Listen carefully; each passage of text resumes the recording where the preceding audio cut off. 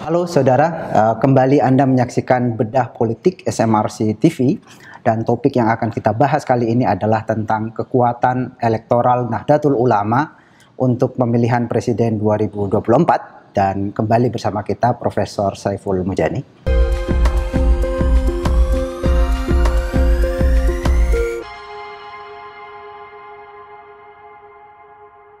Pak Saiful, kita tahu bahwa di dalam sejarah politik Indonesia kita menyaksikan Nahdlatul Ulama sering dibicarakan ya. Misalnya kalau kita saksikan dianggap penting kira-kira. Kita saksikan misalnya peringatan 1 abad NU yang kemarin banyak sekali tokoh-tokoh politik yang hadir. Ada yang hadir langsung di acara, ada Pak Erick Thohir, ada Ganjar Pranowo. Presiden sendiri datang dan memberi sambutan. Tokoh-tokoh lain yang tidak datang yang mengucapkan selamat, bahkan Anies Baswedan misalnya datang ke kuburan salah satu tokoh NU dan yang menyampaikan ucapan selamat terhadap perayaan itu dengan caranya masing-masing. Lalu kita juga saksikan dalam sejarah politik kita sejak pemilihan umum secara langsung maupun sebelumnya ya, sejak reformasi kita menyaksikan misalnya PDI Perjuangan ada semacam tradisi hampir selalu mengambil tokoh dari NU sebagai pasangan calon wakil presiden dari capres yang mereka usung. Mulai dari Hamzah Has berpasangan dengan Megawati Soekarno Putri, kemudian 2004 Megawati berpasangan dengan Hashim Muzadi, Ketua Umum PBNU ketika itu. Kemudian tahun 2014 Joko Widodo berpasangan dengan Yusuf Kala, salah satu tokoh NU juga. Yang terakhir berpasangan dengan Ma'ruf Amin. Hanya pada tahun 2009 calon dari PDIP tidak berpasangan dengan tokoh NU. Lalu kemudian sekarang kita juga saksikan beberapa peristiwa terakhir ya. Nasdem misalnya yang sudah mendeklarasikan Anies mulai membicarakan atau mendekati Khofifah Indar Parawansa, salah satu tokoh NU dari Jawa Timur. Kemudian juga Prabowo menyebut-sebut juga nama Khofifah Indar Parawansa dan partainya Gerindra bahkan sudah membangun koalisi dengan PKB, salah satu partai yang memiliki basis massa NU. Nah, kita ingin membicarakan itu Pak Saiful, seberapa besar sebenarnya kekuatan politik NU ini, dan kemudian topik kedua nanti mungkin kita membahas siapa saja tokoh-tokoh potensial dari Nahdlatul Ulama. Silahkan. Baik, Saidiman, terima kasih. Kalau kita bicara NU dan organisasi sosial yang lain ya, hubungan dengan pemilu, itu tidak bisa dipisahkan dari pertimbangan seberapa besar massa di organisasi sosial tersebut. Apakah itu NU, apa itu organisasi buruh misalnya, apa itu Muhammadiyah, atau organisasi kedaerahan dan sebagainya. Itu satu hal. Hal yang lain adalah bahwa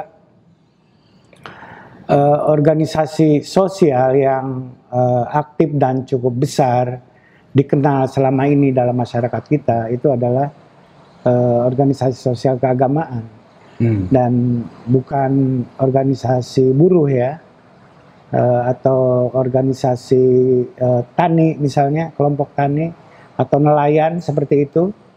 Basis kita yang kuat itu lebih sosial keagamaan daripada organisasi yang lebih lintas agama, kira-kira kayak gitu kan. Kalau Anda aktif di organisasi buruh kan mungkin tidak ada hubungan langsung apakah agama Anda apa gitu ya. Apakah Anda aktif di gereja atau di masjid dan sebagainya kayak begitu, itu tidak mungkin tidak begitu penting untuk dibicarakan kalau bicara buruh ya. Nah, oleh karena itu kita harus menghitung sebenarnya berapa besar sih kekuatan massa pemilih di masing-masing organisasi tersebut ya, termasuk dalam hal ini NU gitu ya. Tiap pemilu kan, pemilu 55 dulu NU sebetulnya nomor 3 lah organisasi secara politik ya. Waktu itu partai NU itu kalah sama Masyumi sebenarnya. Masyumi lebih kuat daripada NU. Cuma Masyumi itu sangat heterogen di dalamnya gitu ya. Islam memang tapi sangat heterogen. NU ini Islam tapi Islam yang sangat dalam tanda kutip homogen, khas gitu ya. Jadi subkultur Islam di Indonesia itu NU yang sangat solid, kira-kira kayak begitu. Nah, kalau Masyumi kan basis ormasnya kan tidak ada gitu loh. Sebagai yang disebut Masyumi itu gitu kan tidak ada. Kalau NU kan langsung identik. NU sebagai ormas dan NU sebagai partai tahun 55 itu gitu ya. Kalau Masyumi tidak begitu, lebih gitu ya. terbuka menampung berbagai organisasi. Berbagai organisasi kelompok Islam. NU sendiri tadinya kan di Masyumi. Gitu. Jadi kalau kita bicara tentang itu, nah kemudian kenapa organisasi keagamaan itu dianggap lebih kuat, lebih penting daripada organisasi yang sifatnya umum begitu? Saya tidak menyebut sekuler, tapi umum begitu. Ya seperti organisasi buruh itu mungkin sedikit banyak juga sejarahnya kita lihat buruh misalnya yang sebetulnya dilihat dari jumlahnya mestinya orang kelas menengah bawah itu lebih banyak, jauh lebih banyak gitu ya. Dan tapi dalam kenyataannya partai yang lebih menyuarakan aspirasi buruh atau petani gitu ya, yaitu Partai Komunis Indonesia itu tidak mendapatkan suara besar gitu loh. Di bawah NU bahkan gitu ya, nomor 4 gitu ya. Nah, dalam sejarah kita memang begitu. Jadi afiliasinya itu lebih berhubungan dengan yang disebut sebagai aliran gitu.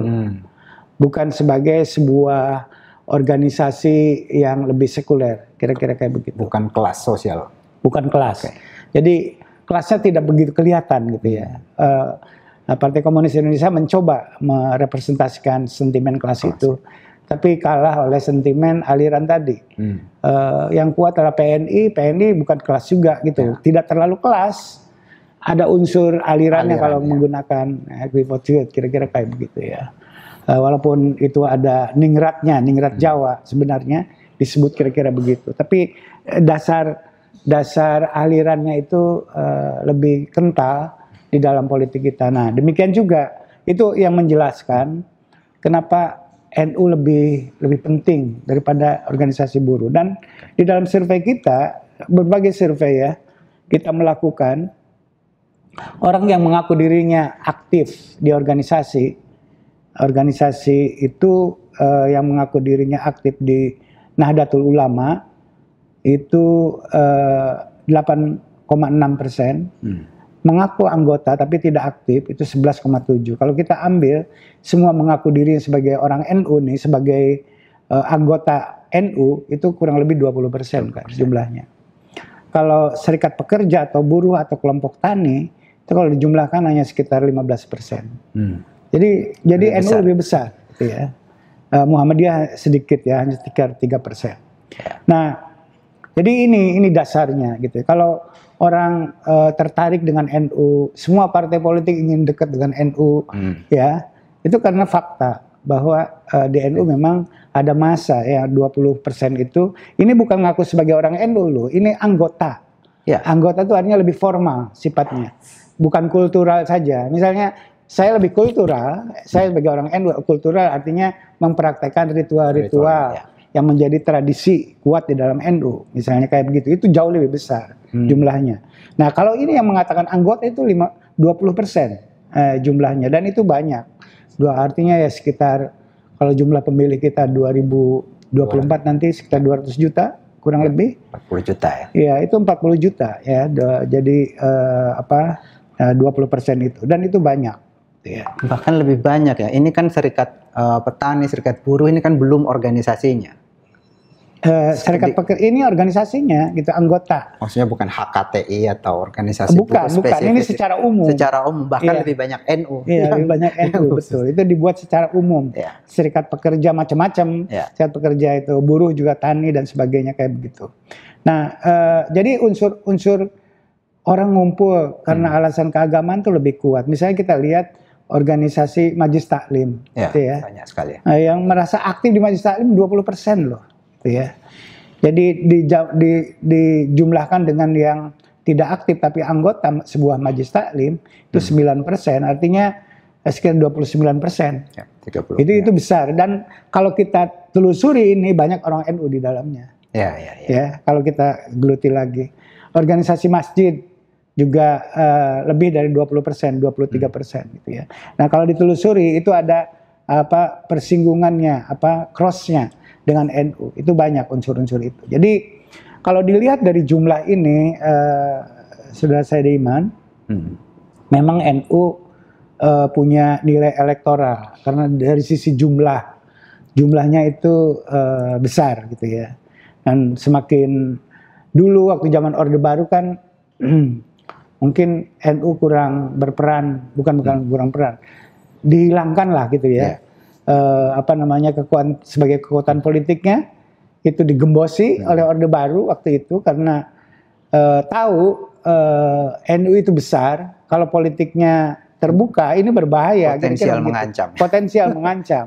Nah, oleh karena itu cocok menggebiri NU itu dalam sistem politik yang tertutup gitu ya pada zaman Orde Baru. Nah, Gus Dur sadar tentang itu. Saya sangat ingat waktu itu Gus Dur mengerahkan 1 juta umat waktu itu kan demo untuk show of force terhadap Pak Harto waktu itu karena Gus Dur merasa langkah-langkahnya dihalangi oleh Orde Baru waktu itu. Tapi Gus Dur juga nggak sadar bahwa politik waktu itu otoritarian.